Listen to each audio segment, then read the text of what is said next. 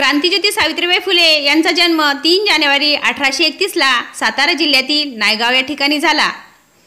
ज्या काळात स्त्रीला समाजात मानाचे स्थान मिळत नव्हते, शिक्षणापासून आणि स्वातंत्र्यापासून दूर ठेवून स्त्रीला परावलंबी ठेवले जात होते, अशा काळात सावित्रीबाई फुले यांचा जन्म झाला। सावित्रीबाई फुले ह्या पहिल्या भारतीय शिक्षिका होत्या। त्यांनीच 1 जानेवारी 1848ला पुण्याला मुलींची शाळा काढली।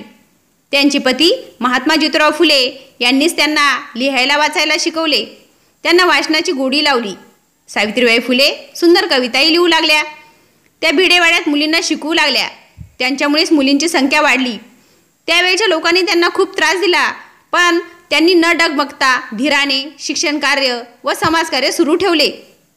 शिक्षणामुळे ज्ञान मिळते, शिकल्यामुळे माणूस विचार करू लागतो, शिक्षणामुळेच माणूस स्वतःची परिस्थिती बदलू शकतो, असे त्यांचे मत होते। त्यांनी कोणताही जातीभेद पाळला नाही। स्वतःच्या वाड्यातील आडाचे पाणीसुद्धा त्यांनी दलितांसाठी मोकळे केले। अनाथ मुलांना आईची माया दिली। शिक्षणामुळे माणसाचे पशुत्व नाहीसे होऊन मनुष्यत्व मिळते, असे त्यांचे मत होते। महात्मा फुले यांच्या निधनानंतरही त्यांनी समाजकार्य सुरू ठेवले। दलितांना मायेने जवळ करणाऱ्या, स्त्रियांना शिक्षण मिळावे म्हणून धडपडणाऱ्या सावित्रीबाई खऱ्या अर्थाने ज्योतिबांच्या सहचरणी शोभल्या।